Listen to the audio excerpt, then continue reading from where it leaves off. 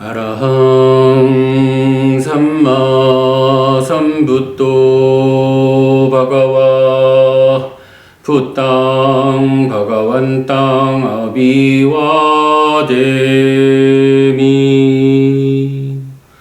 모든 번뇌 떠나시고 스스로 완전한 깨달음을 이루신 존귀하신 분이 있습니다. 저는 존귀하신 부처님께 예배드립니다. 스와가토 바가와타 담모 담망 나마사미. 존귀하신 분에 의해 잘 설해진 가르침이 있습니다. 저는 가르침을 공경합니다. 수파티판노 바가와토 사와카 상고 상강 나마미. 존귀하신 분의 제자로서 잘 실천하는 성자들이 있습니다. 저는 성자들께 절합니다. 네, 안녕하셨어요, 부부님. 네, 박정희 부부님 그간 잘 계셨고요. 보강 부부님도 오셨군요. 반갑습니다. 잘 계셨습니까? 뭐 한 주 시간이 또 금세 그렇게 가버렸고 어느새 다시 화요일 저녁입니다.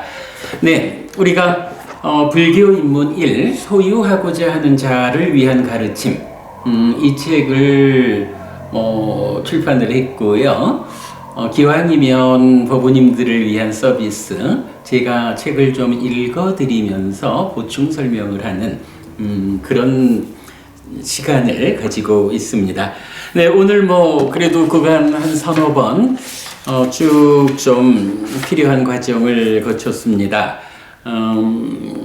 그러니까 책 가지고 함께 보아가면서 수업 시작하도록 하겠습니다.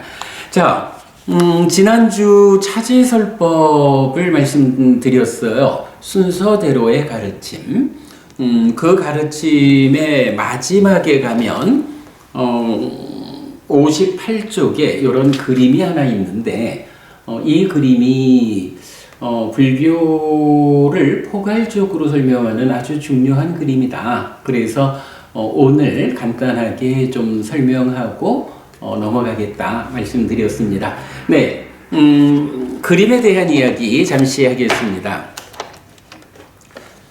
지난주 우리가 소유냐 존재냐 이런 측면으로 서양 철학이 접근하지만 거기에 해탈된 삶이라고 하는 불교만이 제시하는 또 하나의 삶이 있다. 이런 부분 말씀드렸고요.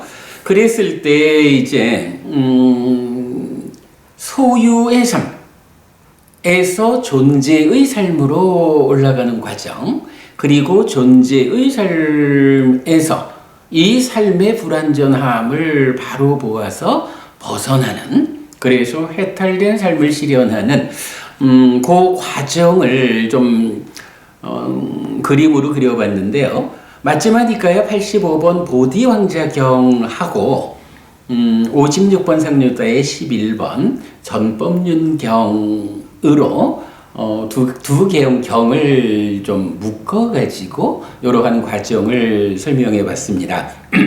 중도라는 개념을 설명한 거죠. 자, 그래서 보면 일단 6개 소유의 삶이 있습니다. 이러한 소유의 삶을 몸과 마음으로 멀리하고 잠재하는 것들의 제거와 가라앉힘이라는 1차적인 과정에 의해서 삼매를 성취한다. 삼매를 성취하는 것이 소유의 문제를 해소하는 것이다. 그럴 때 우리가 수행이란 측면에서 불교를 볼 때 첫 번째 단계의 수행이 바로 요거다. 소유의 삶을 넘어서기 위해서 삼매를 성취하는 과정, 이것이 수행을 말할 때의 첫 번째 단계다. 이렇게 표시를 했고요.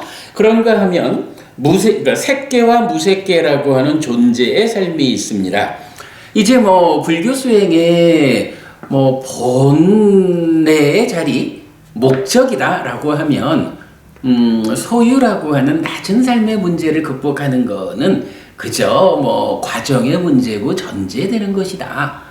정말로 불교가 하는 일은 무엇이냐라고 하면 색계무색계라고 하는 이 존재의 삶이 가지고 있는 문제를 해소하자. 요것이 수행이라고 말할 수가 있겠습니다. 그러니까 불교 수행을 크게 원론적으로 두 단계로 구분해 보자라고 하면 기본적인 시각은 존재의 문제, 우리가 윤회해야 한다라는 존재의 문제를 해결하고 해탈된 삶을 실현하는 거, 열반을 실현하는 거, 깨달아서 윤회에서 벗어나는 거, 이게 수행의 본래의 자리다.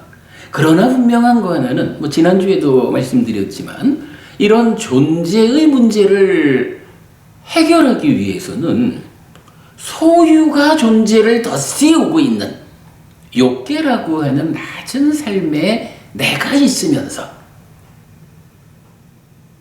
삶 자체를 존재의 영역으로 끌어올리지 못한 상태에서 소유에 뒤덮여 있는 내가 지금 소유의 문제를 해소하리라.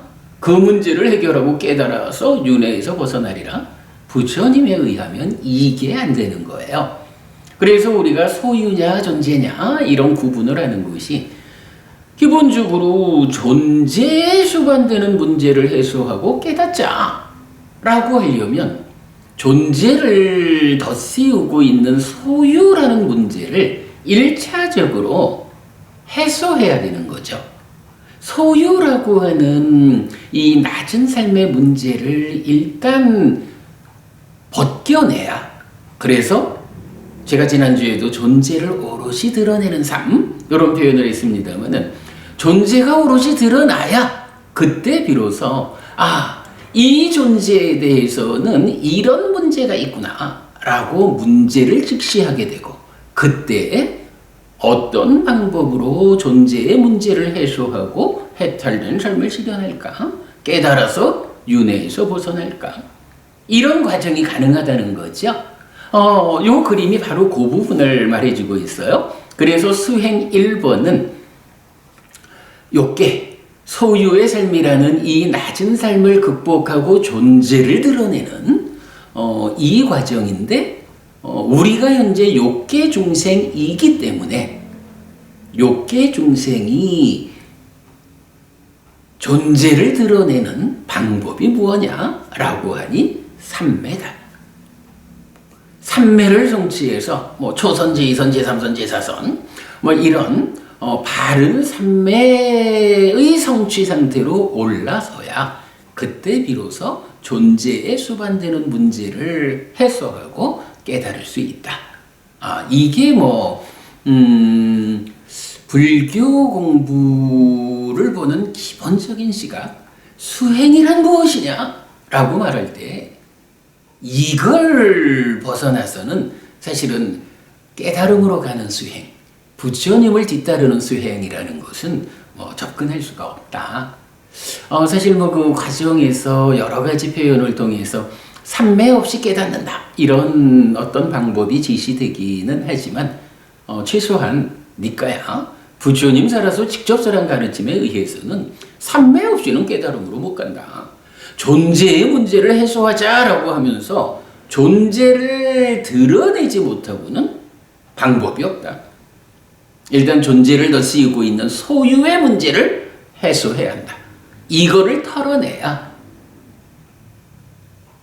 존재의 문제를 해결할 수 있는데 바로 소유라고 하는 이 문제를 털어내는 과정이 무엇이냐? 삼매를 성취하는 것이다. 사념초 수행에 의해서 바른 삼매를 성취하는 것.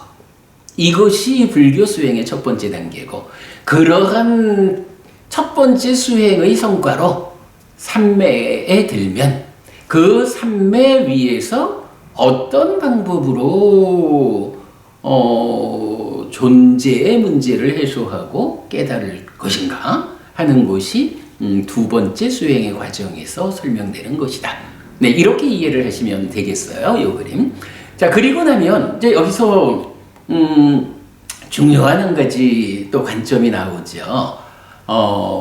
여기서 보면 이제 수행이 존재의 문제 해소에서 고의 경험과 고의 미경험 이렇게 두 가지로 갈래를 쳤어요. 자, 여기서 고를 경험한다라는 것이 뭐냐 하면 우리가 다 알지만 부처님 출가해서 깨달음의 과정에 보면 뭐 삼매 수행의 과정도 있고 또 아주 강력한 고행의 과정이 있죠. 그 고행의 과정이 무엇냐 하니 고를 경험하는 수행 과정이에요. 부처님 이전 인도에는 아마도 뭐 불교를 제외하면 지금도 많은 수행 방법들이 괴로움이라는 과정의 끝에서 행복을 실현한다. 이런 관점을 가지고 있다라고 봐야 하죠. 부처님께서 고행을 하신 이유도 그 당시 부처님이 아직 팔정도라고 하는 중도 깨달음으로 나아가는 이 바른 방법을 발견하지 못한 모르던 시절이니까 그때 인도 사람들의 보편적 방법으로 괴로움의 과정의 끝에 깨달음이라는 행복이 실현된다. 이런 고정관념에 의해서 수행을 한 거죠. 그 과정이 고행이죠. 부처님께서 고행을 마치고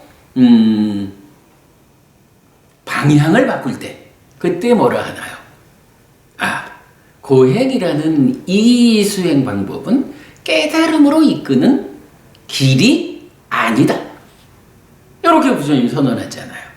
그리고는 깨달음으로 이끌리는 방법은 무엇일까? 라고 고민을 하는데 보리스 밑에 앉아서 어릴 때 초선을 경험한 그 기억을 되쫓아가면서 관찰하니까 이것이 깨달음의 길이다.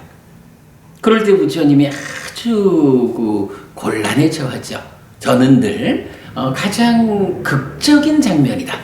불교가 만들어지는 과정의 가장 극적인 장면이다. 이렇게 말씀을 드리는데 부처님께서 고행이 깨달음으로 이끄는 길이 아니라 어떤 길이 있을까?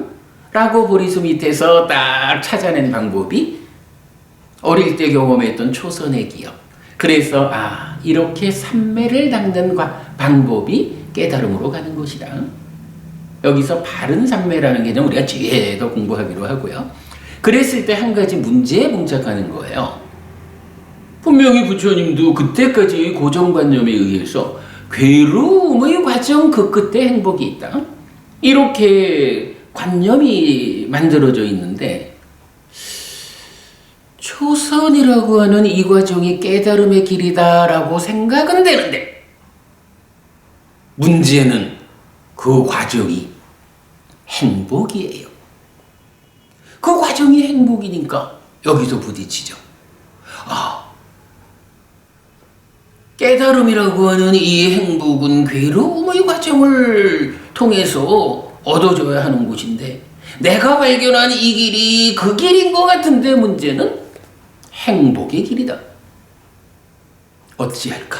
이 고민하는 과정이 경에 나타나죠. 그리고 부처님 그렇게 판단을 하죠. 내가 이 길의 과정에서 경험하는 이 행복은 불선법이 함께하는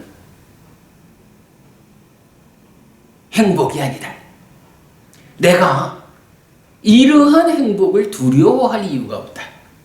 라고 참 고정관념이었던 괴로움의 끝에 행복이 실현된다라는 이 관념을 극복하고 행복의 과정에 의해서 완전한 행복을 실현하는 그 길을 부처님이 선택했다.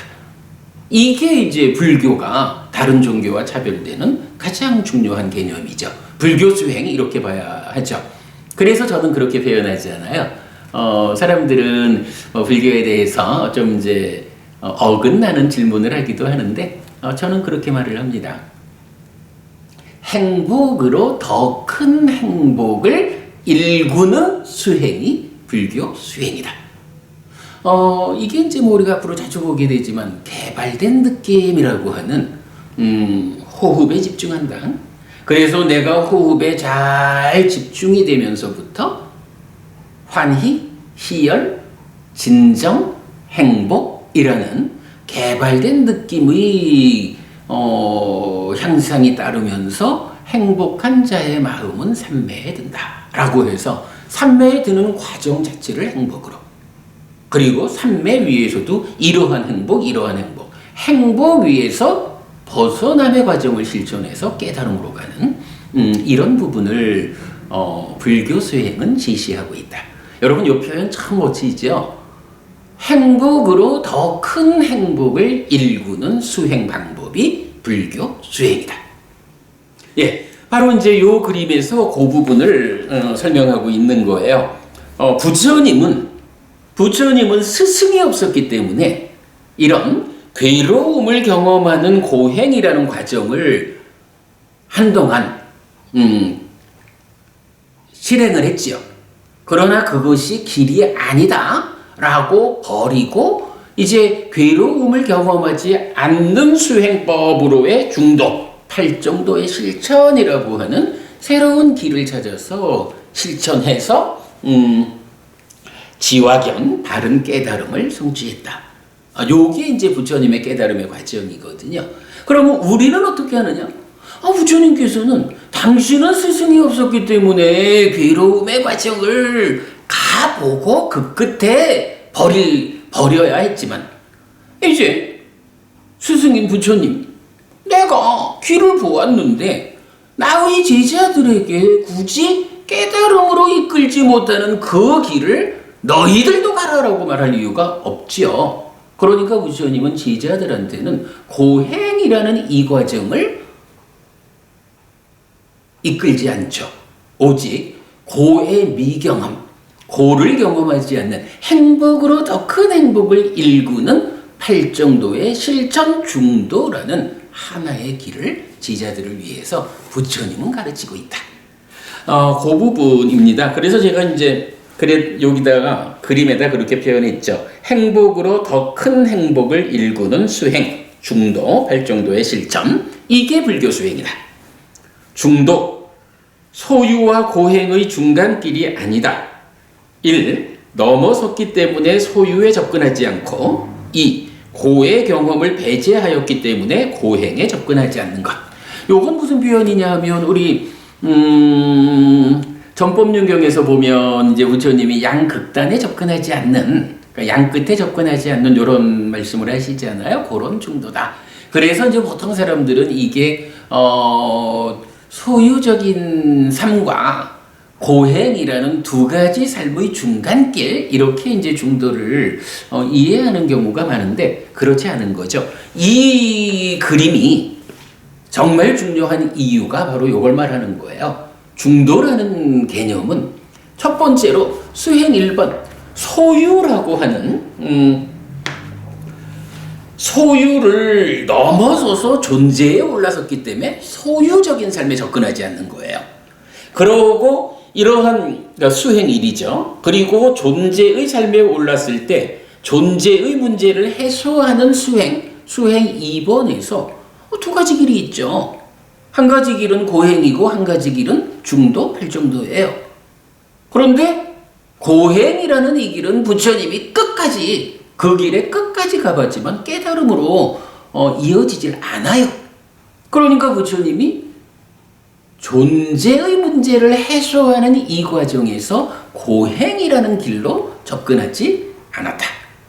이미 그거는 시행착오로서 끝내놓고 중도로서 깨달았다. 그렇기 때문에 여기서 말하는 중도는 기본적으로 삶의 중심을 꿰뚫는다 이런 의미로 중도해서 팔정도의 실천이지, 이것이 소유적인 삶과 고행의 중간길이다 이렇게 해석하지 않아야 된다. 자, 다시 읽어드립니다. 넘어섰기 때문에 소유에 접근하지 않고 고의 경험을 배제하였기 때문에 고행에 접근하지 않는 것, 오직 팔정도의 실천 중도라는 방법으로 행복으로 더 큰 행복을 일구는 이러한 방법이 불교 수행이다. 네, 요렇게 보시면 불교를 개괄적으로 이해하는 가장 좋은 방법이 된다라고 생각을 하고요. 예, 그렇게 일단 오늘 공부 시작하면서 요 그림 설명해 드렸습니다. 시간이 좀 넉넉하면 얼마 전에 그 네이버 지식인에서 여기에 관계되는 좀 질문이 있어서 제가 답변 드린 거를 좀 소개해 드리면 좋겠는데 시간이 너무 많을 것 같아서 일단 생략하고요. 넘어가겠습니다. 자, 이렇게 해서 첫 번째 주제인 차세설법을 완전히 마쳤고요. 이제 두 번째 주제, 불교는 무엇입니까? 로 들어가도록 하겠습니다. 아, 닥터큐버 분이 모셨군요. 안녕하세요. 반갑습니다. 네, 공부. 아, 혹시 닥터큐버 분님 이 책 있으신가요? 이 책 없으시면 저한테로 있으시군요. 아, 없으시군요. 저한테로 우리 저 니카야.kr 홈페이지 아시죠? 그러면 제 전화번호 있거든요. 아니면 홈페이지 통해서 해도 되고 저한테로 연락 주시면 이 책 한 권 제가 선물해 드리겠습니다. 우리 또 이전에 만난 적도 있는 인연이시라 하는데 제가 책 한 권 선물해 드리도록 하고요. 그래서 책을 읽어 드리면서 보충하는 수업이기 때문에 책이 좀 필요하죠. 네. 그러셔요. 어부님 조만간 연락드리려 했었군요. 연락 주시면 그렇게 조치해 드리겠습니다. 자, 이제 60페이지 불교는 무엇입니까? 라는 주제로 들어가 보겠습니다. 읽어드리겠습니다. 불교는 사는 이야기입니다. 몸과 마음이 함께한 내가 세상을 만나는 이야기이고 매 순간의 이야기를 누적하며 변화하는 삶을 이끄는 기술입니다. 세상에 있는 다채로운 것들은 그저 사실로서 머물 뿐인데 사람들은 소유의 사유, 욕이고 파알리어로는 까마입니다. 소유의 사유로 묶고서 그것 때문에 괴로워합니다. 그래서 불교, 즉 부처님의 가르침을 배워 알고 실천하는 현명한 사람들은 세상의 다채로운 것들에 대해 관심, 욕, 찬달을 제어합니다. 꿰뚫음경이랬는데 우리가 이제 한문문화권에 있다 보니까 공부를 하면서도 좀 조심해야 되는 주제들이 있어요. 여기에서도 보면 욕이라는 말이 지금 한 문장에 2번이 나왔어요. 그런데 앞에 소유의 사유를, 그러니까 욕계, 소유적인 삶, 그 소유의 사유를 욕이라고 우리는 읽는데 요게 아래 마음 심자가 붙어 있는 욕심내다 이런 이제 욕자예요. 까마고 그런가 하면 뒤에 세상의 다채로운 것들에 대해 관심을 제어한다라고 관심도 다시 욕이라고 번역을 했는데 요건 찬다라는 말이에요. 까마라는 단어는 마음 심자가 붙은 욕자로 번역되어 있고 소유의 사유. 그리고 찬다라는 말은 마음 심자 없는 욕자인데 관심이라고 제가 번역하고 있다. 근데 사실은 저 교리적으로 까마라는 말하고 찬다라는 말 이 두 단어는 교리적으로 엄청 큰 비중을 갖고 있는데 참 우리가 원어로 공부해야 되는 당위성이 이런 데서도 보여요. 한문 불교권에서 방금 제가 소개한 까마라는 욕자하고 찬다라는 욕자 이 두 가지를 마음 심자 붙은 거와 안 붙은 거를 구분하지 않고 두 가지를 같이 써요. 그러니까 아주 중요한 요점으로 한문경전을 보면서 욕자가 2개가 있어요. 그럴 때 마음 심자가 붙은 욕자하고 마음 심자가 안 붙은 두 욕자를 놓고 이거를 원어로 되돌려보자 라고 하면 이게 번역 과정에서 구분되지 않기 때문에 이 욕자가 까마를 번역한 것인지 찬다를 번역한 것인지 되돌려지지가 않는 거예요. 근데 까마도 무지무지하게 중요한 교리 용어고, 찬다도 오히려 까마보다 더 중요하다고 해야 할 그런 중요한 교리 용어인데, 한문경전에서 그 두 가지가 구분되면서 되돌려지지 않는다는 거 아주 큰 문제거든요. 그래서 우리가 어쨌든 좀 힘들어도 원전으로 공부해야 하는 당위성이 있다, 이렇게 말할 수 있어요. 우리는 어쨌든 까마라는 단어는 마음 심자 붙은 욕자로 하면서 소유의 사유 이렇게 번역하고, 찬다라는 단어는 마음 심자 없는 욕자로 대비하면서 관심이라고 번역한다라는 겁니다. 꿰뚫음경이 이렇게 말하죠. 사람의 소유의 사유는 탐이 함께한 사유이다. 세상에 있는 다채로운 것들은 소유의 사유들이 아니다. 사람의 소유의 사유는 탐이 함께한 사유이다. 세상에 있는 다채로운 것들은 단지 사실로서 머물 뿐이고, 여기서 현명한 사람들은 관심을 제어한다. 소유의 영역, 욕계와 존재의 영역, 색계, 무색계로 구성되는 세상은 걸어가서 그 끝에 닿을 수는 없지만, 세상의 끝에 닿지 않고서 괴로움의 끝은 만들어지지 않습니다. 여기서 이제 그 내용이 좀 전환이 되는데 조금 애매함이 있어요. 욕계, 색계, 무색계, 소유냐 존재냐 하는 이런 세상은 걸어가서 그 끝에 걷는다는 표현이 그러면 우주선을 타고도 그 끝에 닿을 수가 없다는 거예요. 그런데 문제는 세상의 끝에 닿지 않고서는 괴로움의 끝을 만들 수가 없다. 이게 무슨 얘기인가요? 우주선을 타고 날아가도 세상 끝에 닿을 수 없는데, 세상 끝에 닿지 않고는 괴로움을 끝낼 수 없다. 깨달을 수 없다는 얘기를 하는 것일까?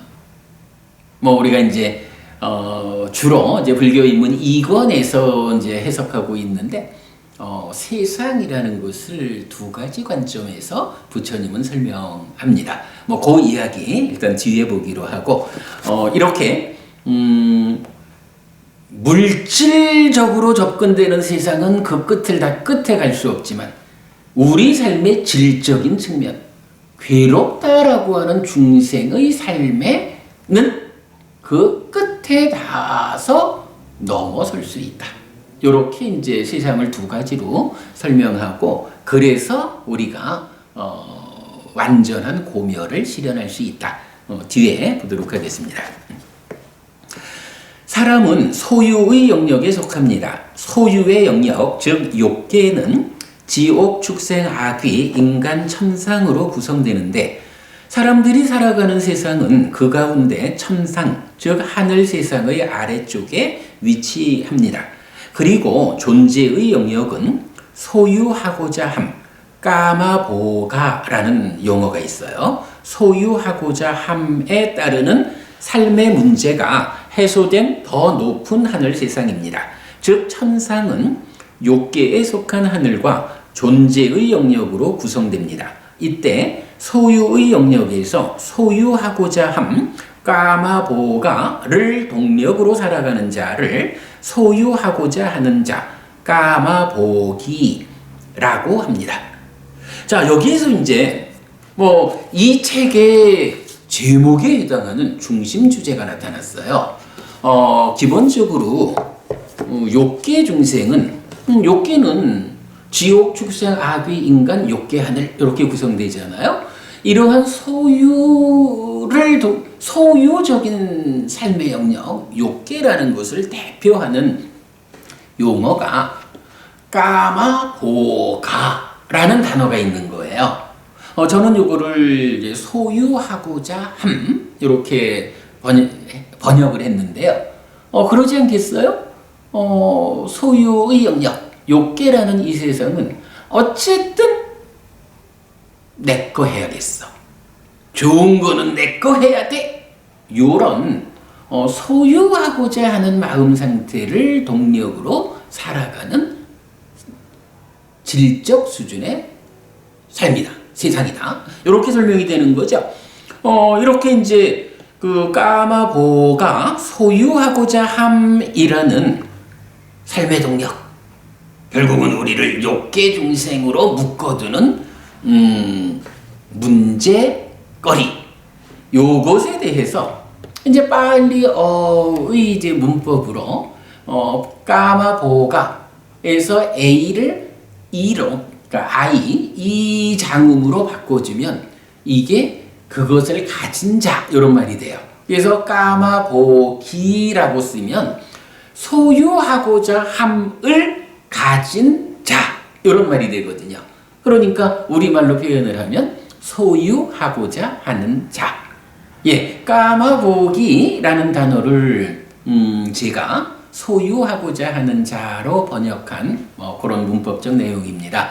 요게 이제 보통은 감각적 욕망 이렇게도 번역이 되고 감각적 욕망을 즐기는 자 이렇게 이제 감각적 욕망이라는 번역이 이제 많이 되고 있는데 저는 이건 나름대로 뒤에 가면 또 나오지만 이 까마 소유라는 개념은 사실은 색성향 미촉이라는 이 물질 영역에만 적용되는 용어예요.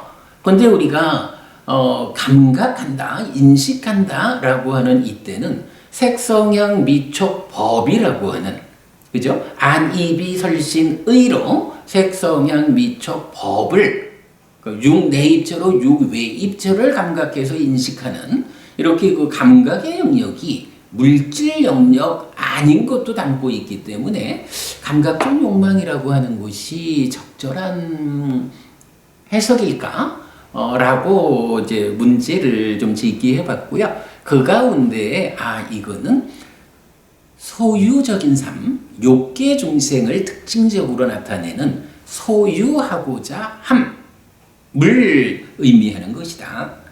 그래서 까마보기라는 말은 소유하고자 하는 자라고 번역하는 것이 좋겠다. 이렇게 이제 제가 번역을 하게 됐어요. 사실은 이제 그렇게 번역을 하니까 교리 체계가 소유냐 존재냐 이런 그 연결 관계에서 훨씬 좀 매끄러움을 보여줍니다. 제가 볼 때는 까마보가 소유하고자 함, 까마보기 소유하고자 하는 자 이런 번역은 아주 부처님이 사용하는 언어의 의도에 잘 접근이 된 것 같다라고 생각을 합니다. 자, 넘어갑니다. 불교는 이런 세상에서의 삶을 이끄는 기술입니다. 인간이라는 내 삶의 현실 위에서 1. 소유하고자 하는 자로서의 행복 2. 소유의 영역에서 벗어남 3. 존재의 영역에서 벗어남을 위한 세 단계로 이루어진 삶의 기술입니다. 자, 이렇게 본 거죠.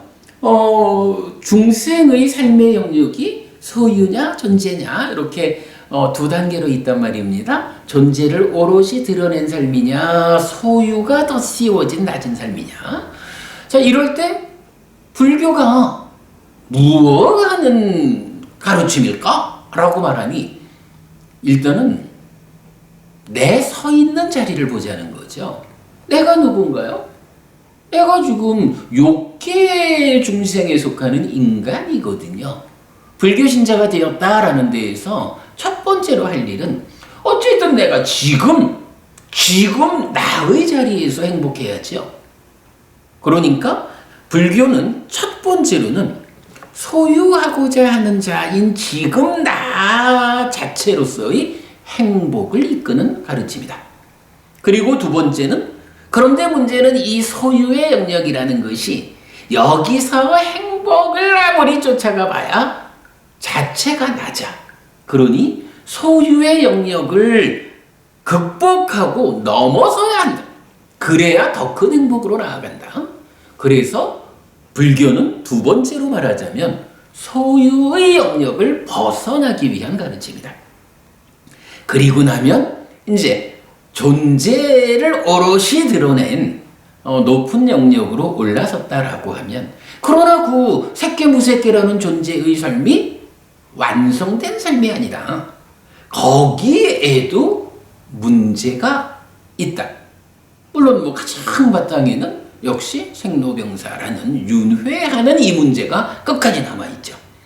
그래서 불교는 한 번 더 나아가는 존재의 문제를 해소하고 깨닫는, 그래서 존재의 영역에서 벗어남을 위한 세 번째 공부가 불교다.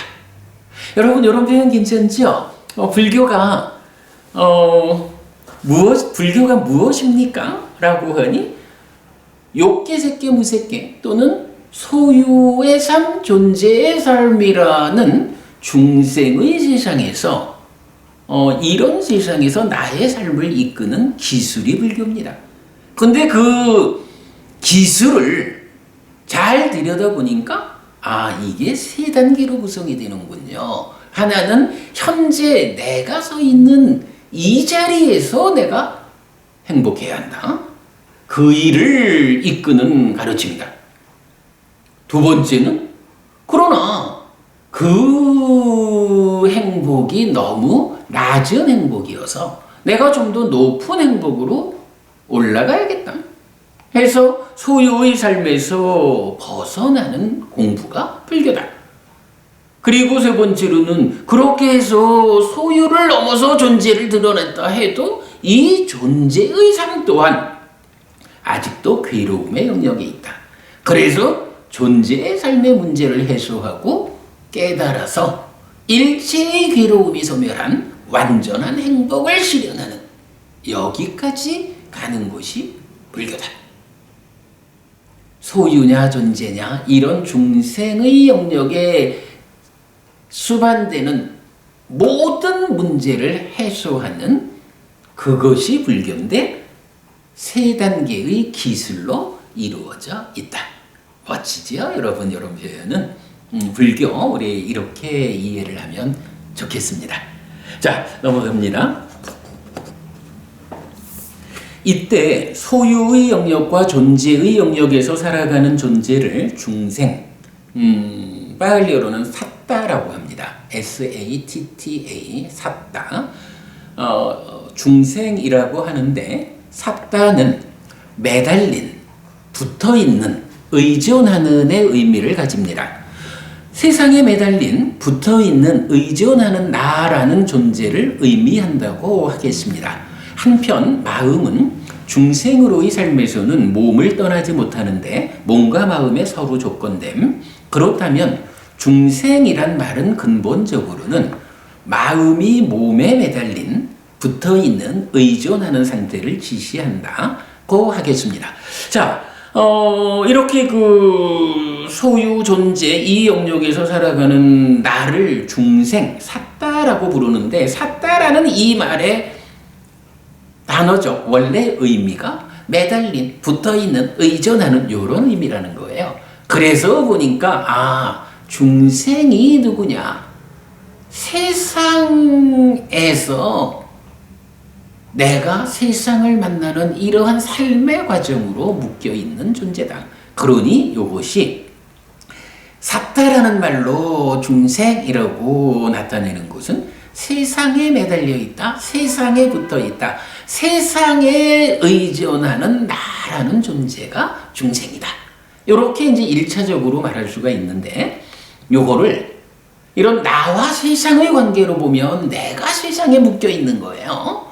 그러나 요거를 조금 이제 관점을 돌려서 나라고 하는 존재 안으로 와보면 이제 나는 몸과 마음이잖아요.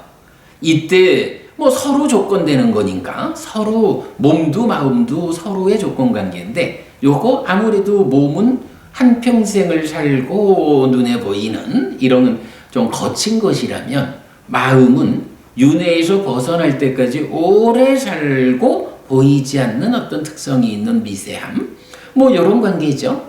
그러니까 내가 세상에 매달린다라는 요거를 조금 더 안쪽으로 끌어당기면 중생이란 말은 근본 자리에는 마음이 몸에 매달린, 마음이 몸에 붙어있는, 마음이 몸에 의존하는 상태를 지시한다 라고 할 수 있겠다 라고 제가 설명을 한 건데요. 사실은 굉장히 중요한 주제입니다. 이제 나중에 가보면, 그 식과 명색이라는 상호관계에서 어디가 완성이냐라는 표현을 할 때 이 식이 명색에 매이지 않는 이제 이런 부분으로 깨달음, 열반이 실현된 상태를 경은 말하고 있거든요. 이제 그런 의미가 바로 식이라는 마음이 명색, 명색이 이제 색이라는 몸에 이제 묶인 상태죠. 바로 식이라는 마음이 명색, 그 중에 색이라는 몸에 매달리고 붙어 있고 의존하는 상태를 해소한 마음이 더 이상 몸에 제한되지 않는 상태를 성취하면 깨달음이다. 역으로 깨달음의 상태는 어떤 상태냐? 마음이 더 이상 몸에 제한되지 않는 상태가 실현된 것이다. 이렇게 설명할 수 있거든요. 그래서 중생 삿다라는 요 말을 그 의미 그대로 내가 세상에 매달려 있는 상태이지만 조금 더 내면적으로 들여다보면 마음이 몸에, 달리 말하면 식이 명색에 매달리고 붙어있고 의존하는 상태가 중생의 상태다. 그래서 깨달음의 상태는 식이 명색이라는 마음이 몸이라는 제한으로부터 풀려난 그런 상태를 말한다. 굉장히 비중 있는 주제가 됩니다. 잘 생각해 이해하시면 좋겠고요. 그런데 몸과 마음은 생존 기간의 불균형이라는 근원적인 문제를 가지고 있습니다. 그래서 몸이 생존 기간이 지나 무너지면 마음은 새로운 몸에 매달리고 붙어있고 의존하는 상태로 변화하는데 죽고 다시 태어나는 현상입니다. 특히 마음을 몸에 매달리고 붙어있고 의존하게 하는 것은 무명과 가래인데 무명과 가래가 버려지지 않은 자는 몸이 무너진 뒤에 몸으로 가고 버려진 자는 몸이 무너진 뒤에 몸으로 가지 않습니다. 몸으로 간 자는 태어남과 늙음 죽음과 슬픔 비탄 고통곤의 절망에서 벗어나지 못하고 괴로움에서 벗어나지 못합니다.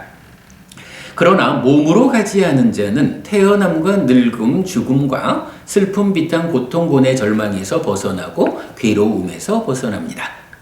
우현경 말씀이거든요. 여기서도 방금 제가 말씀드린 것과 연결되는 설명을 하고 있죠. 사실은 이제 우리가 윤회 몸으로 한평생 살다가 몸이 무너져 죽음은 어찌 되는가? 여기에 대한 가장 확실한 답을 12번 상주다의 19번 우현경에서 주거든요. 딱 요 얘기입니다.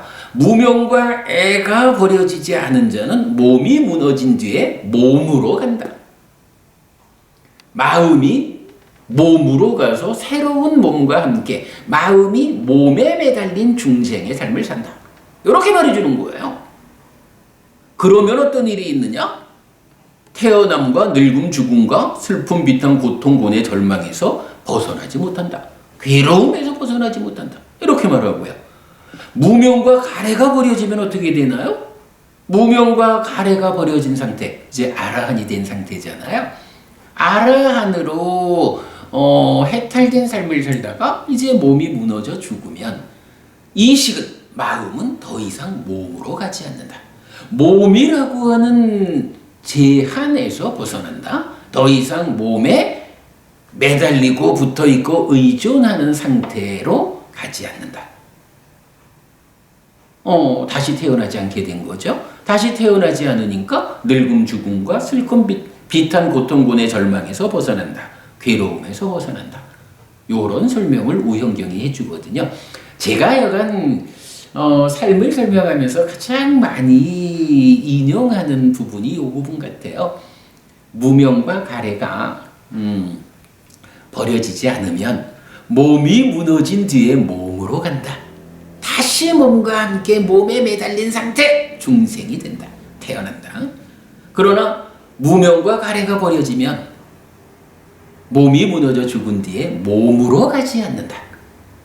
더 이상 몸에 매달린 몸에 제한된 중생의 삶으로 태어나 반복하지 않는다. 기가 막힌 표현이죠. 정말 부처님 이렇게 중생으로 살다가 죽은 경우와 아라한을 실현하고 살다가 죽은 경우를 아주 극명하게 몸으로 간다, 몸으로 가지 않는다. 누가? 식이라는 내 마음이. 아주 명확하죠. 이렇게 죽은 뒤에 다시 몸으로 가서 태어나고 늙음 죽음과 슬픔 비탄 고통 고뇌 절망을 겪는 중생으로의 삶의 과정을 윤회라고 하는데, 윤회에서 벗어나는 것이 불교 신행의 완성입니다. 부처님은 세상에서 윤회의 장막을 벗긴 자라고 불리는데 이런 의미를 잘 나타내 줍니다. 여러분 책에 윤회에서 제가 파일리어를 상사라 슬러시하고 위 왔다 이렇게 적어드렸는데요. 그 앞에 위가 그러니까 VI가 빠져야 됩니다. 요 오타입니다. 그래서 상사라 또는 왔다라는 두 가지 단어가 윤회를 말하고요. 그런가 하면 부처님을, 그러니까 윤회라는 주제가 불교 안에서 얼마나 중요하냐 하면 결국은 깨달았다, 아라한됐다, 부처됐다라는 게 뭐냐 하니 윤회하는 마음이 몸에 매달린 이런 중생으로의 삶을 넘어섰다, 극복했다. 이게 불교의 본질이거든요. 그러니까 부처님을 뭐라고 부르냐 하면 그러니까 세상에서 윤회의 장막을 벗긴 자. 윤회라고 하는, 나는 윤회라는 장막에 덮여가지고 죽음은 또 태어나서 늙고 죽음을 반복하는 이런 삶을 살잖아요. 부처님이 어떤 일을 하셨느냐? 나를 덮고 있는, 중생들을 덮고 있는 윤회라는 장막을 벗겨버렸어. 부처님이 먼저 나갔어. 그리고 이렇게 장막을 벗겼다. 장막을 벗기는 이 방법을 그대들이 뒤따라오면 그대들도 장막이 벗겨진 장막 밖으로 나온다. 이렇게 말씀하시는 스승이라는 거예요. 그래서 이건 부처님을 부르는 말씀, 설명하는 용어 중에 하나가 로께 위왔다 차다라고 해서 세상에서 윤회의 장막을 벗긴 자.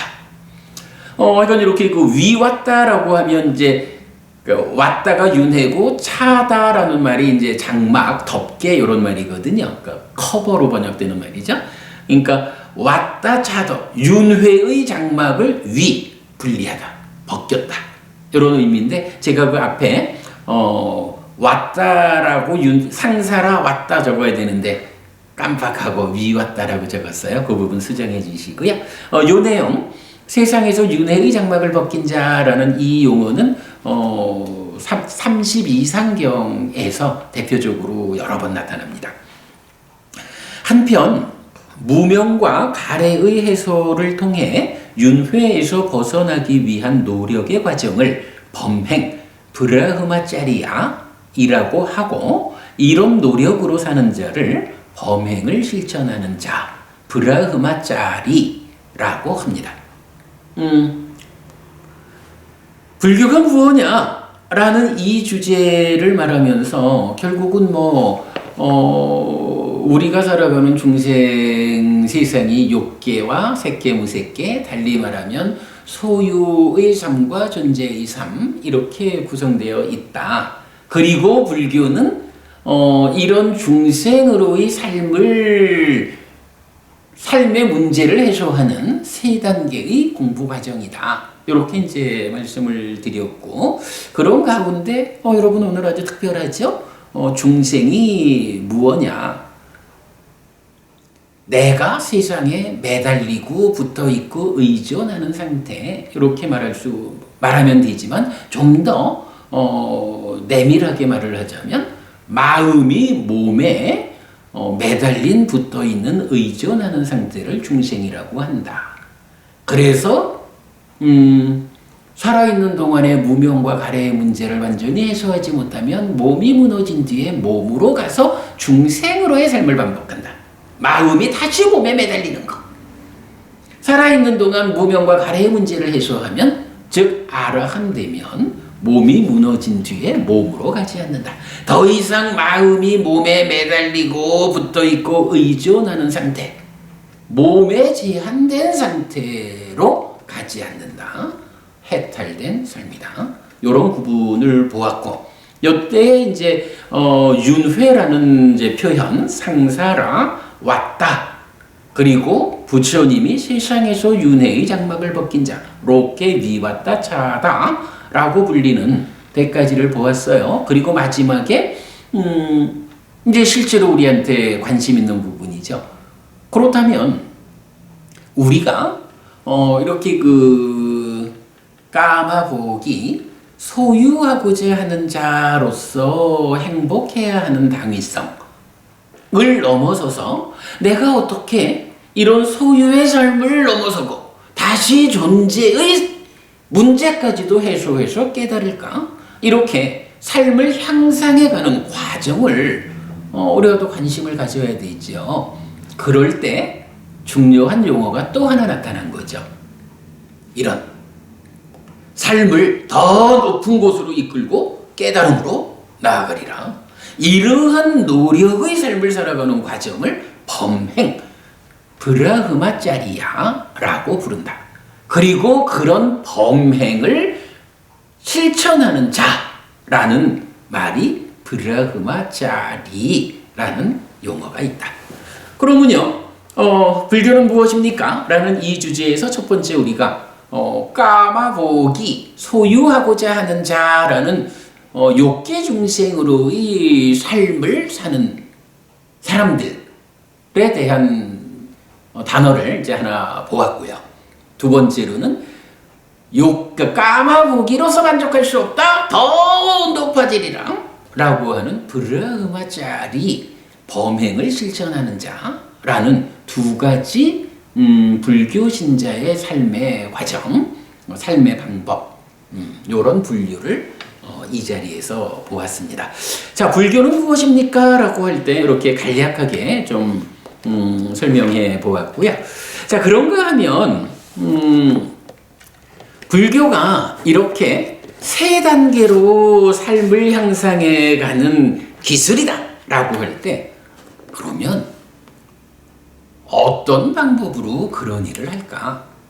말하자면 불교가 가지는 가장 특별한, 불교를 특징 지우는 것이 있다면 무엇일까? 라는 부분을 한 가지 좀 소개하고 있어요.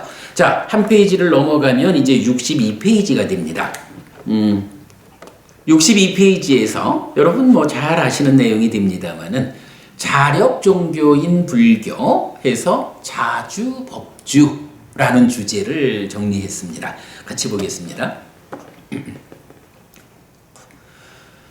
불교는 사는 이야기입니다. 그리고 삶을 사실 그대로 보아냄으로써 사실 위에 존재하는 삶의 문제를 해소하는 것이 사는 이야기의 본질입니다. 삶을 사실과 다르게 잘못 보면 사실 위에 존재하는 삶의 문제를 해소하는 것은 불가능합니다. 그래서 사실 그대로를 보고 인정하는 것은 중요합니다. 그럴 때 무명과 가래의 해소라는 큰 길이 알려지는 것입니다. 어쨌든 앞에서도 나왔고 제가 늘 말씀드리는, 사실과 괴리된 삶은 괴로움을 만들고 사실에 부합한 삶은 행복을 만든다. 이 내용은 우리가 잊으면 안 되죠. 바로 여기서 이렇게 사실 그대로를 보고 인정하는 것은 중요하다. 그럴 때 무명과 가래의 해소라는 큰 길이 알려진다 라는 부분 보았고요.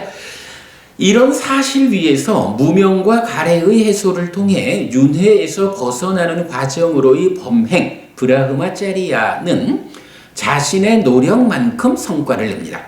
주목해야 됩니다, 여러분. 범행은 자신의 노력만큼 성과를 낸다. 몇 개의 경은 스스로 섬이 되어 머물고 법을 섬으로 하여 머물러야 한다라고 말하는데, 고해, 즉 괴로움의 바다에 빠진 자에게 안전하게 발 딛고 설 땅으로의 섬입니다. 부처님에 의하면 세상에는 누가 되었든 나의 삶을 바다에서 꺼내 섬으로 옮겨주는 권능 가진 자가 없습니다. 그래서 오직 나의 힘으로 바다를 벗어나 섬에 닿아야 하는데 스스로 섬이 되어 머문다의 의미입니다. 이 말을 뭐라고 해요? 자력 종교 이렇게 말하죠. 그리고 바다를 벗어나 섬에 닿는 방법이 부처님에 의해 지시되는데 부처님의 가르침, 즉 법입니다.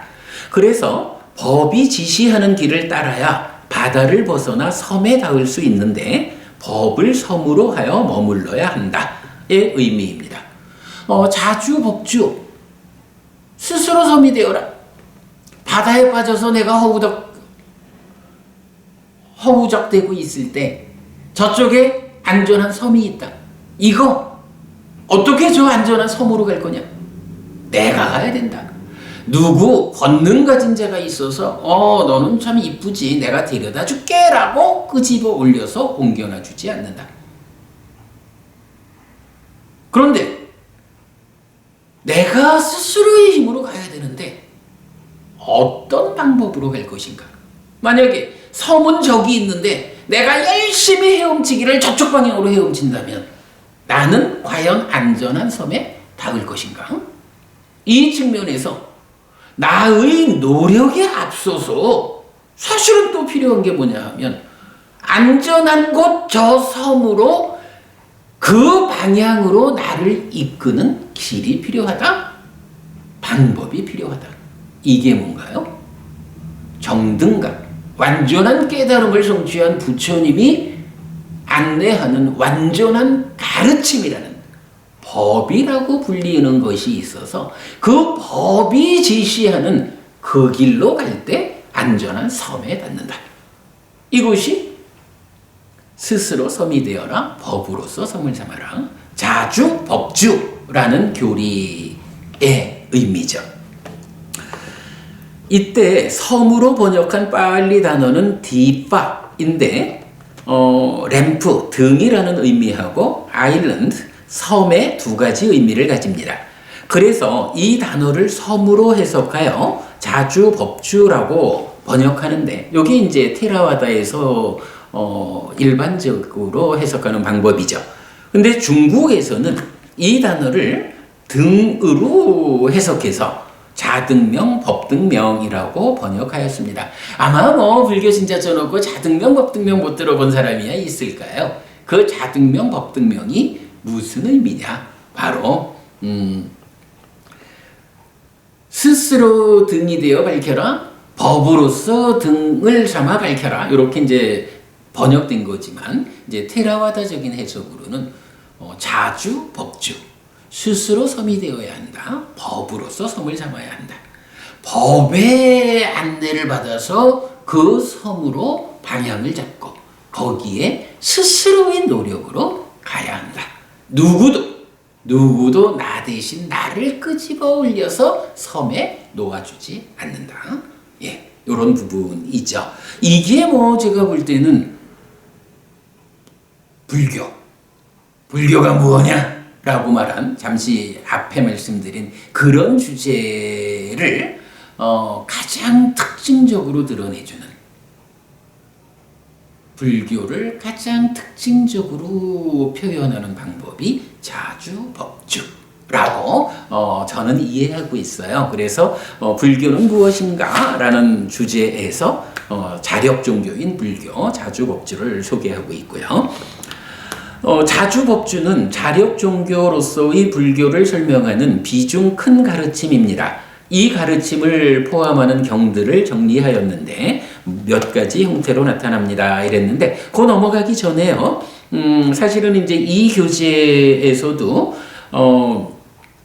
340페이지, 341페이지를 가시면 5개라는 이제 제한된 영역, 우리 첫 번째 가르침의 영역이죠. 거기에 해당되는 거지만 몸이 무너져 죽은 뒤에 5계를 지키는 사람이 어디에 태어나고 5계를 지키지 않는 사람은 어디에 태어나는가? 라고 해서 살아있는 동안에 내가 어떤 업을 지었느냐, 어떤 행위를 했느냐, 어디를 향해서 헤엄쳤느냐에 따라서 그 결과로 내가 어디에 태어나는지가 결정된다.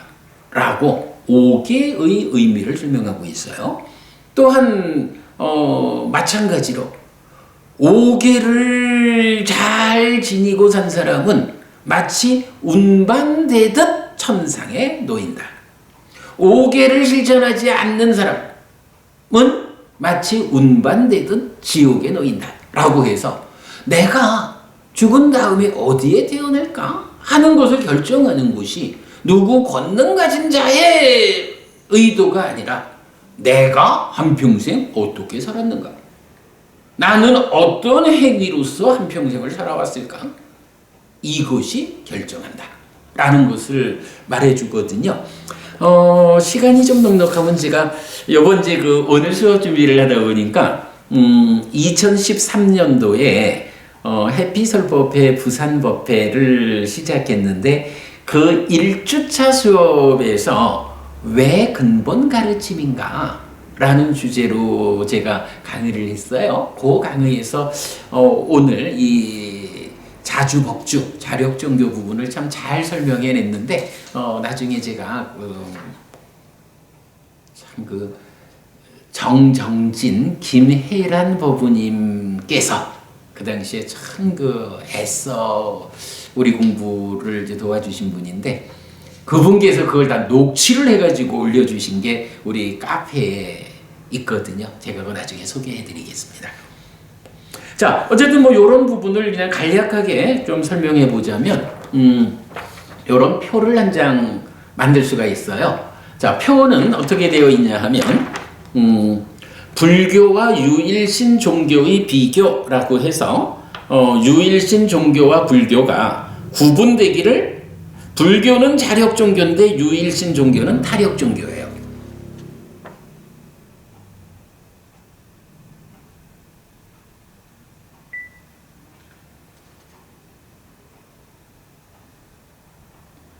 잠깐 끊어졌네요. 자, 불교와 유일신 종교를 비교하자라고 할 때, 기본적으로 불교는 자력 종교고요. 유일신 종교는 타력 종교로 구분이 됩니다. 이럴 때, 그 종교의 중심은 누구냐라고 하면 유일신 종교는 신이 중심이 됩니다. 그러나 불교는 인간, 내가 바로 중심이 되는 종교이죠. 그런가 하면 인간의 지위는 종교 안에서 어떻게 되느냐라고 하면 유일신 종교에는 신에 의해서 창조된 피조물이에요. 그러나 불교에서는 내가 내 삶의 주인공이에요.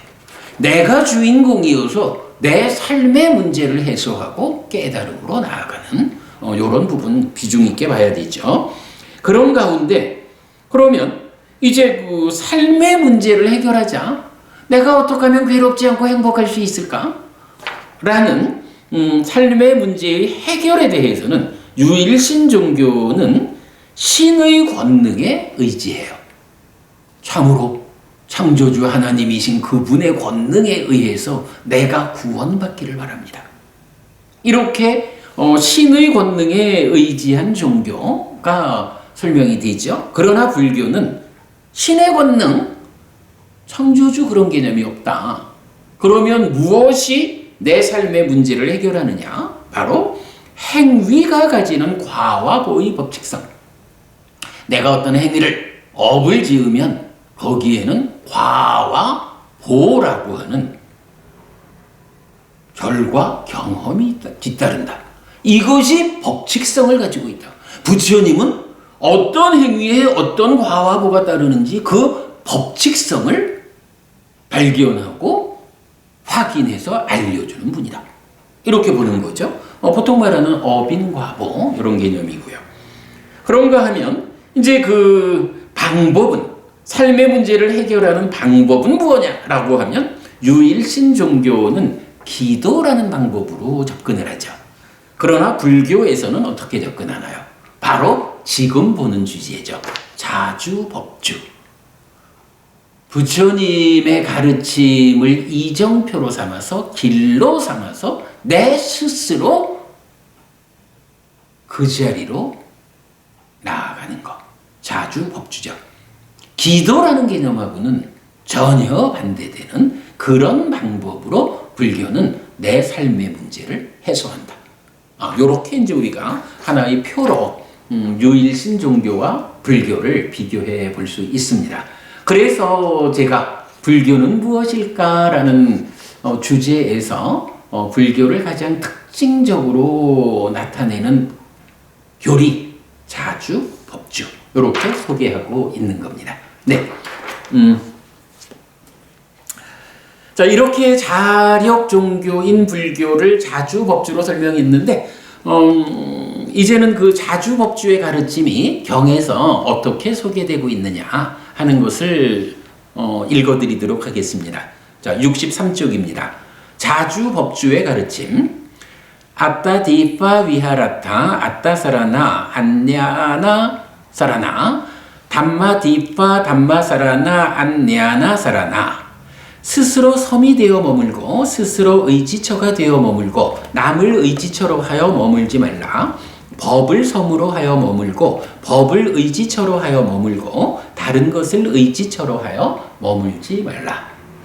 이렇게 그 니까야에서는 자주법주라고 우리가 대표적으로 말하지만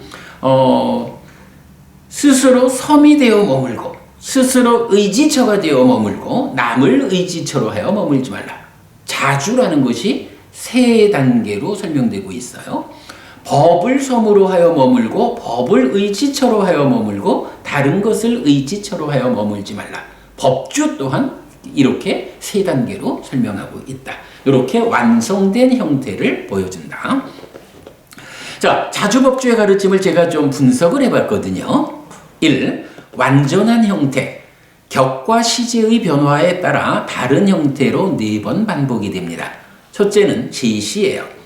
비구들이요, 스스로 섬이 되어 머물고 스스로 의지처가 되어 머물고 남을 의지처로 하여 머물지 말라. 법을 섬으로 하여 머물고 법을 의지처로 하여 머물고 다른 것을 의지처로 하여 머물지 말라. 이렇게 부처님이 딱 자주법주 지시를 하시는 거죠. 그리고는 이제 어떻게라는 방법이 설명돼요. 어떻게 비구는 스스로 섬이 되어 머물고 스스로 의지처가 되어 머물고 남을 의지처로 하여 머물지 않는가? 법을 섬으로 하여 머물고 법을 의지처로 하여 머물고 다른 것을 의지처로 하여 머물지 않는가? 자, 이렇게 어떻게? 라고 질문을 하면서 부처님이 직접 답을 주죠. 사념처가 답으로, 정형된 답으로 나타나죠. 여기 비구는 신에서 신을 이어보면서 머문다. 알아차리고 옳고 그름을 판단하고 옳음의 유지 향상을 위해 노력하는 자는 세상에서 간탐과 고뇌를 제거할 것이다. 수에서 심에서 법에서 법을 이어보면서 머문다. 알아차리고 옳고 그름을 판단하고 옳음의 유지 향상을 위해 노력하는 자는 세상에서 간탐과 고뇌를 제거할 것이다. 자, 이렇게 자주법주 해라. 근데 어떻게 자주법주 하는가? 사념처가 그거다. 라고 방법을 지시했어요. 그리고 3.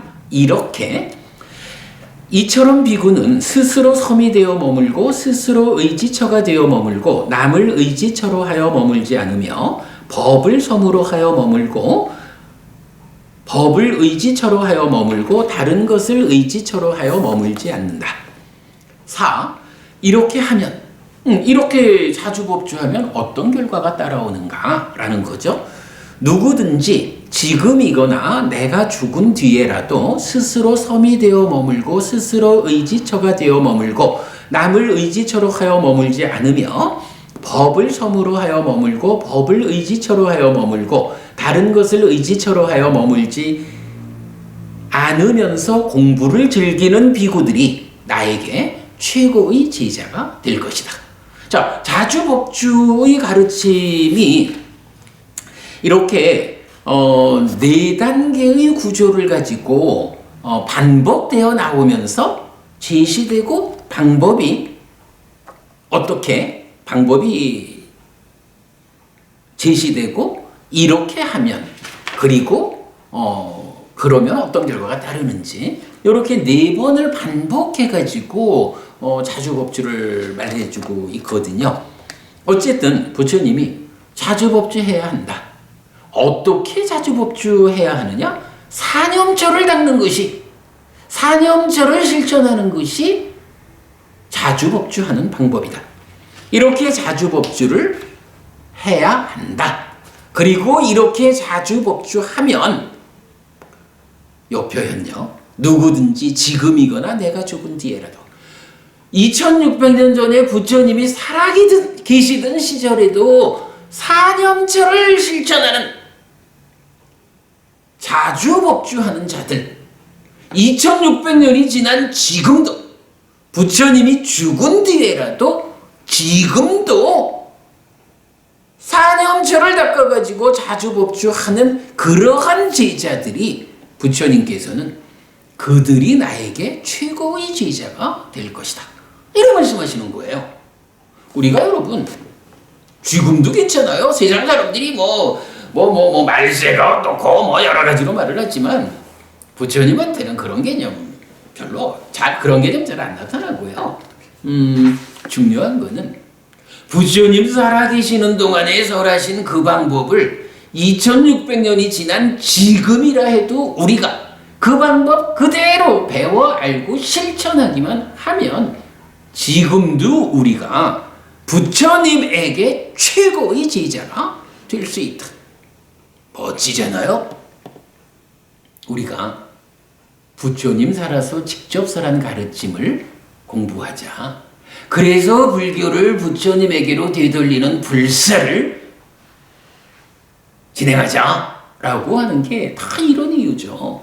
우리가 그렇게 해나가기만 하면 부처님 돌아가시고 2550년이 지났지만 그래도 내가 지금 살아있는 이 시점에서 우리 스승 부처님에게 최고의 제자가 될 수 있는 거예요. 저도 할 수 있고요. 법우님들도 하실 수 있어요. 이거 해보자고요. 더구나 우리가 늘 호흡을 보자, 알아차리자, 마음의 현재를 발견해서 옳고 그름을 판단해서 더 향상되는 쪽으로 삶을 이끌자라고 하는 아따삐 삼파자노 사티마 사념처 수행의 기법을 실천하는 이 일 자체가 자주법주하는 것이어서 부처님 돌아가신 이후라 해도 지금도 우리가 부처님에게 최고의 제자가 된다. 아주 기쁘고 희망적이죠. 자주법주. 이러기 때문에 불교가 무엇일까라고 하는 이 주제에서 우리가 자력종교인 불교 자주법주 소개하고 있는 거죠. 자, 이렇게 이제 그 완전한 형태 4번 반복되면서 자주법주가 설명되는데 이제 두 번째로는 자주법주를 완전한 형태로 설하는 경전들이 나타나요. 자, 보면 첫 번째가 대반열반경하고 대반열반경 중에 웰루와 가마의 이야기라는 한 부분이 그대로 또 47번 상류다의 구병경에서도 반복되거든요. 자, 두 개의 경이죠. 그러니까 웰루와 가마는 부처님의 마지막 안거 자리입니다. 안거 중에 부처님은 큰 병을 앓고 회복합니다. 아난다 존자가 부처님께서 아무런 분부 없이 반열반하지 않을 것이어서 안심했다고 할 때 부처님은 사권 없음의 법문을 설합니다. 마지막까지 움켜진 최후의 가르침은 없다.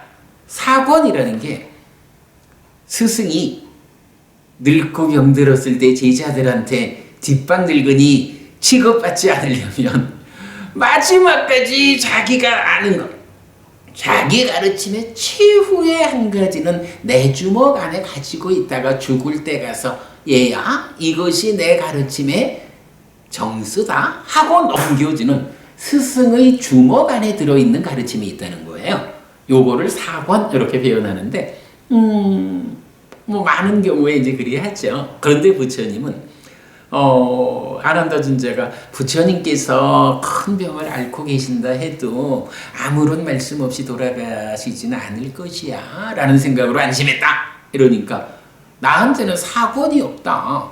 내가 뭐 더 이상 그대들에게 남겨줄 것이 있다는 말이냐 하고 사권 없음. 나는 그대들에게 줄 거는 이미 다 주었다. 중요한 것은 그대들이 배워 알고 실천하는 데 있다. 이렇게 이제 말씀하시는 거예요. 그리고 이어서 자주법주의 법문을 설합니다. 법에 의지하고 자신의 힘으로 삶을 향상해야 한다는 가르침입니다.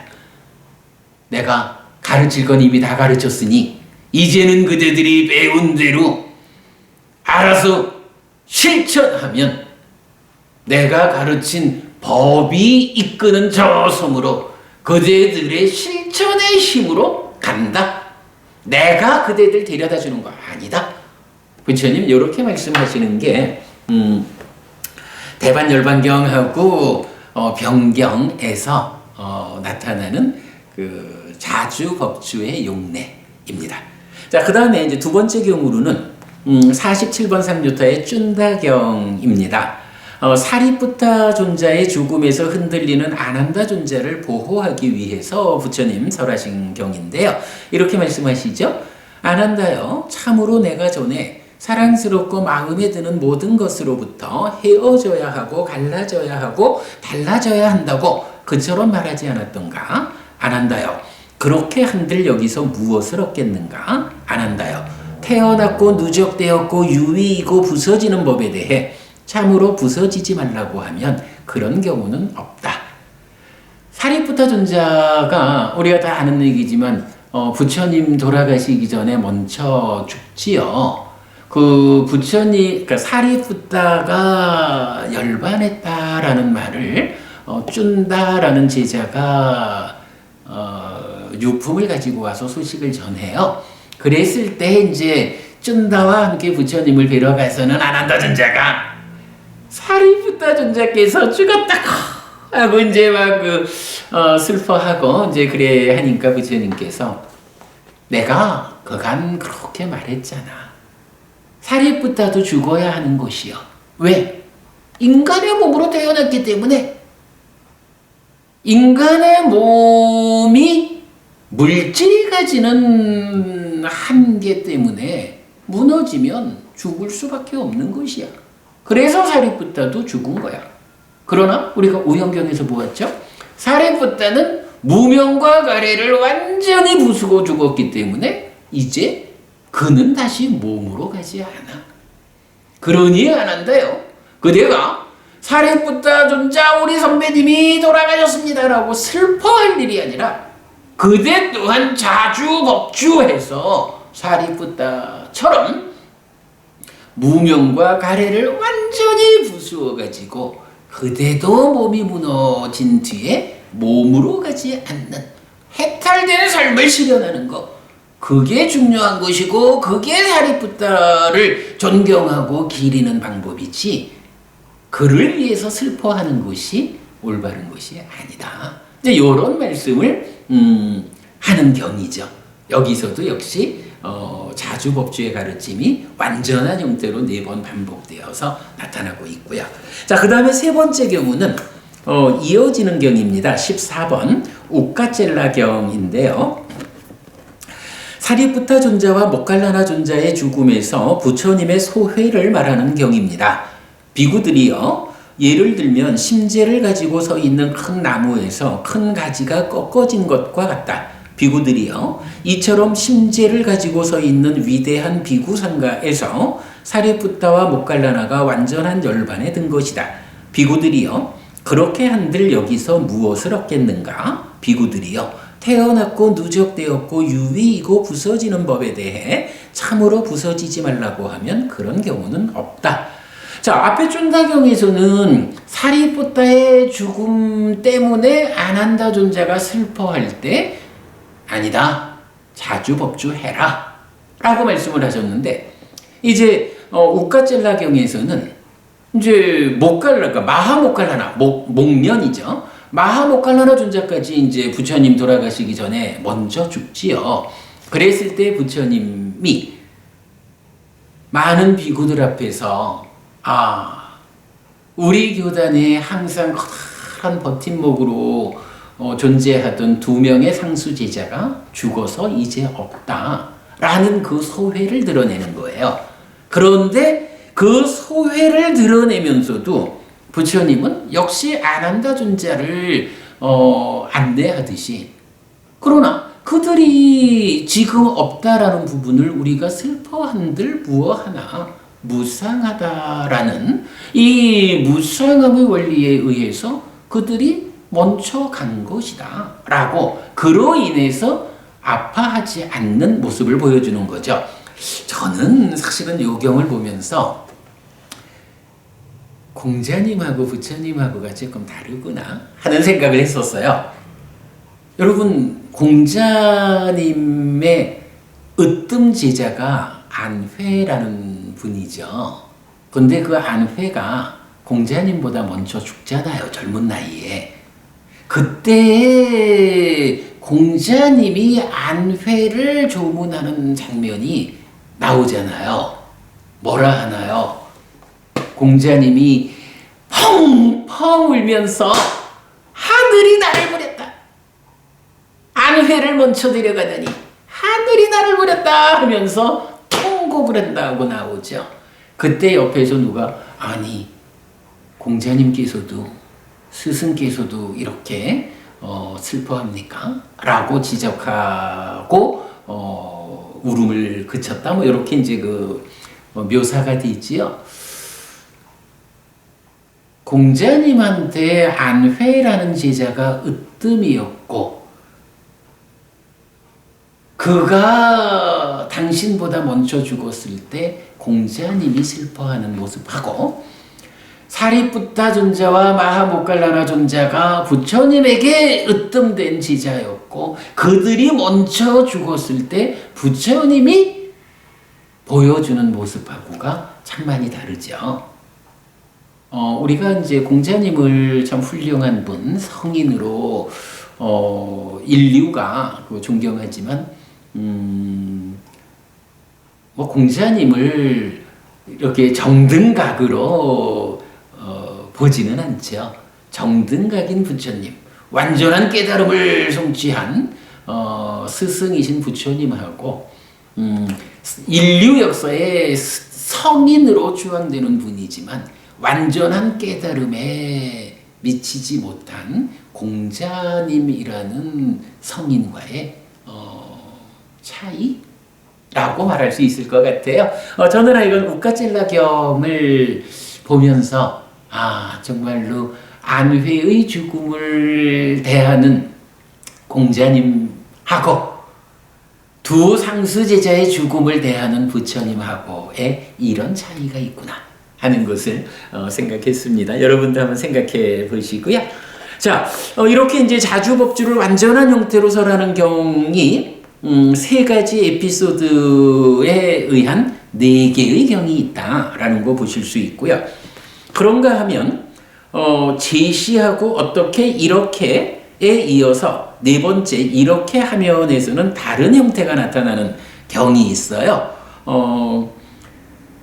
26번 상류 디가니까야 26번 전륜성황경에도 스스로 섬이 되고 이지처가 된다. 자주 법주가 나타나는데 이렇게 설명됩니다. 비구들이여 영역인 물려받은 세상에서 살아라. 비구들이여 영역인 물려받은 세상에서 사는 자는 수명이 번성할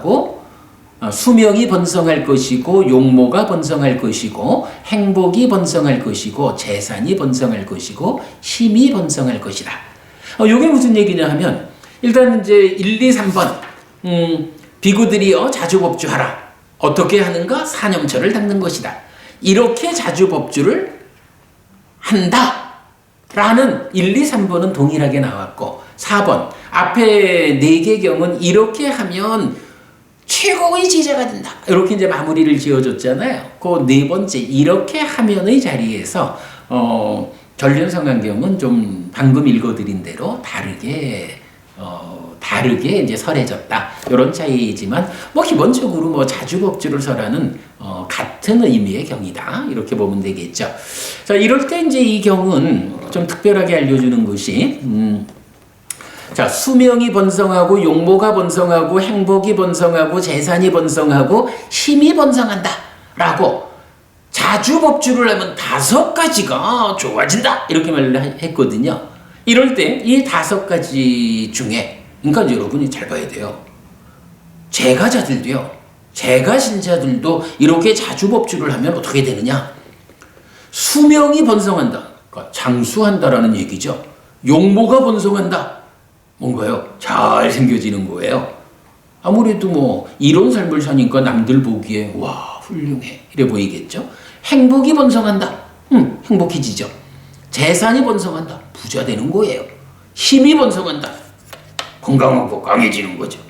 그런데 요 5가지가 소유하고자 하는 자가 아닌 범행을 실천하는 자로서 깨달음을 목적으로 하는 출가한 비구들에게는 조금 다른 내용이 제시가 돼요. 그래서 수명이 번성한다라고 할 때 수명의 영역에서 비구를 위한 것이 있다. 그것이 사여의적이다. 뭐 사여의적 뒤에 보고요. 그렇게 이제 부처님이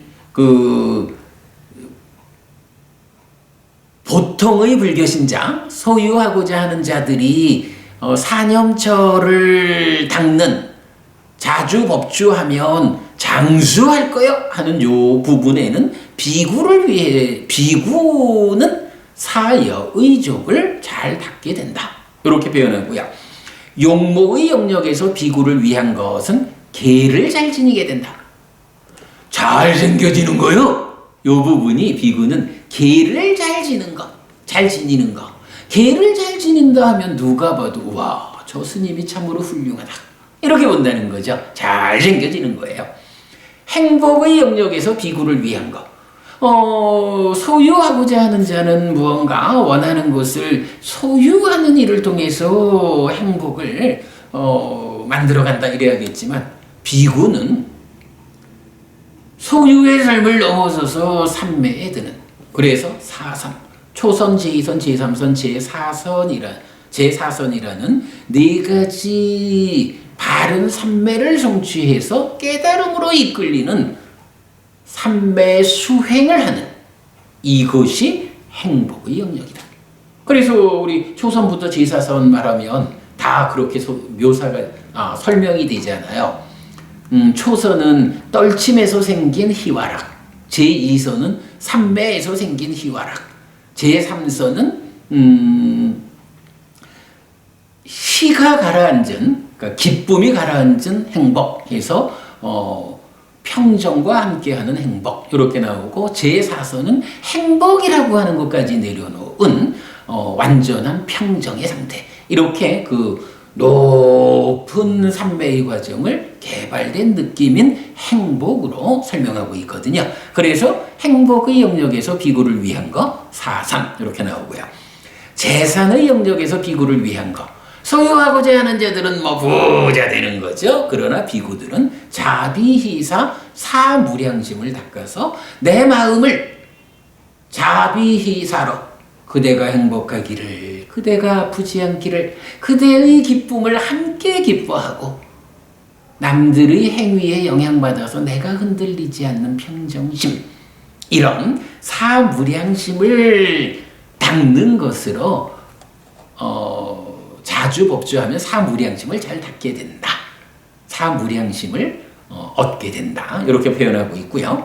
그 다음에 힘의 영역에서 비구를 위한 것. 소유하고자 하는 자에게는 건강하고 뭐 사회적 힘이 생기고 이런 영향력 생기는 거겠지만 비구에게는 심해탈, 해해탈을 구족하는 것이다. 심해탈, 해해탈. 해해탈이 받쳐주는 심해탈. 부동의 심해탈로 완성되어서 알아한다는 거죠. 결국은 이렇게 사념절을 닦는다, 자주법주한다. 이 일을 실천하는 일로서 이렇게 하면 어떻게 되느냐 하는 것을 제가자들에 대해서는 이런 수명과 용모와 행복과 재산과 힘의 영역에서 뭐 구체적으로 말하진 않지만 우리가 알 수 있고요. 출가한 비구들은 결국은 사여의족과 계와 사성과 사무량심에 이어서 심해탈 해해탈의 구적이라고 하는 깨달음을 성취하는 거기까지를 자주법주하는 일을 통해서 간다. 이렇게 부처님 전륜성환경을 통해서 알려주고 있다.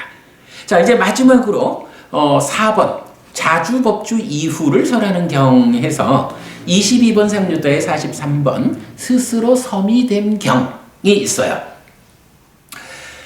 자주법주하는 자들은 수비고운의 슬픔 비탄 고통곤의 절망이 무엇으로부터 생기고 무엇으로부터 발생하는지 그 근원을 조사해야 한다고 말합니다. 즉 사념처로 자주법주하는 자들에게 그 이후 과정을 제시해 주는데 오온을 무상하고 괴롭고 변하기 마련인 것이라고 있는 그대로 바른 지혜로 보는 것 여실직견입니다. 라고 말해주고 있어요.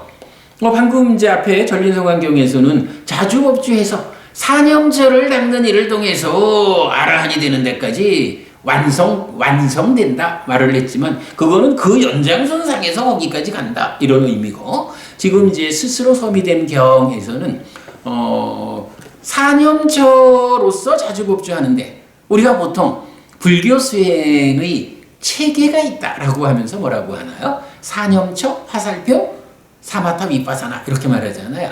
사념처로서 생겨난 마음의 삶의 영역의 문제를 해소한다. 사념처의 영역이 생겨난 마음의 삶의 영역이다. 마음이 생겨나는 과정의 문제는 어떻게 해결하느냐? 사마타와 위파사나로서 해결한다. 해서 이제 사념처, 화살표, 사마타, 위파사나 이렇게 수행의 체계를 설명하잖아요. 그러니까 이제 스스로 섬이 된 경에서는 자주법주를 그런 의미로 사마타, 위파사나로 연결되는 선행 단계의 수행으로 사념처를 말하면 사념처를 닦는 것으로의 자주법주를 하면 그렇게 자주법주하면서 수비고운의 요 수비고운의가 뭔가요? 연기에서도 늘 생을 조건으로 노사 수비고운의 그리고 괴로움 무더기 이렇게 나타나잖아요. 노사라고 그러니까 생노사라고 하는 윤회의 문제가 있고 그 윤회하는 근본 문제 위에서 살아가는 중생들에게 수비고운의 슬픔, 비탄, 고통, 고뇌, 절망이라는 구체적 괴로움이 수반된다. 요 내용이죠. 이렇게 생노사의 완성되어서 윤회에서 벗어나는 것 이전 단계로서의 수비고운의라고 하는 삶의 문제, 이 문제가 어디서 생기고 무엇에서 발생하는지 그 근원을 조사해야 한다라고 자주법주하는 자, 사념처 수행을 닦아가는 자들이 해야 하는 일을 알려주고 있죠. 이렇게 해서 전체적으로 자주법주는 4번 반복되는 완전한 형태로 제시된다. 그럴 때 완전한 형태로 설해지는 경전은 3가지 에피소드 4개의 경이 있다. 그리고 마지막이 다른 형태로 나타나는 경이 전륜성환경 하나가 있다. 그리고 자주법주 이후를 설하는 경이 또 하나 있다. 근데 요건 이제 이후라고 하는 부분은 조금 고민을 해봐야겠네요. 자주법주 하면서라고 보아야 하는 게 아닌가 싶은데 요 부분 제가 조금 더 고민을 해보겠고요. 자, 이렇게 해서 오늘 예고해드리기는 불교는 무엇입니까에 이어서 불교의 가장 큰 특징 자주법주 그리고 불교가 이렇게 설명된다면 불교를 포괄하는 것으로의 종교는 무엇냐? 라는 부분을 좀 함께 설명드리겠다라고 했는데 거기에 미치지 못했습니다.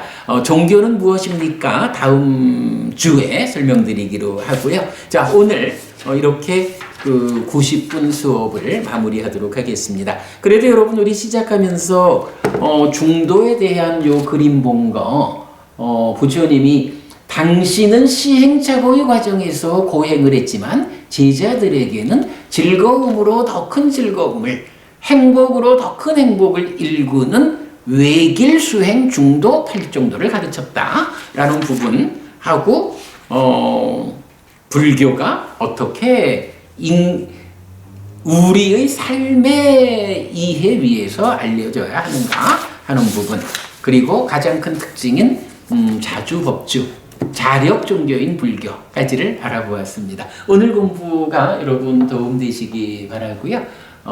한 주 동안 또 편안하십시오. 다음 주에 다시 뵙겠습니다. 감사합니다.